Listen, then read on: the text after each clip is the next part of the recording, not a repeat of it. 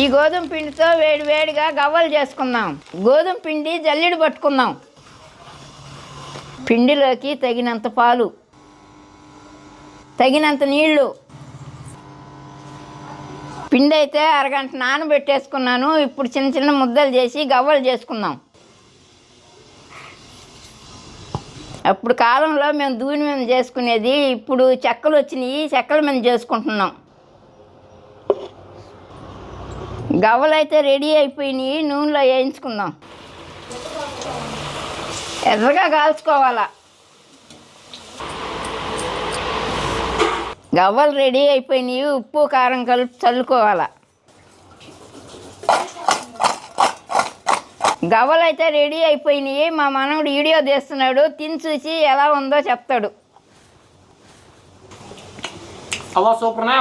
మీరు లైక్ చేసి సబ్స్క్రైబ్ చేసుకోండి.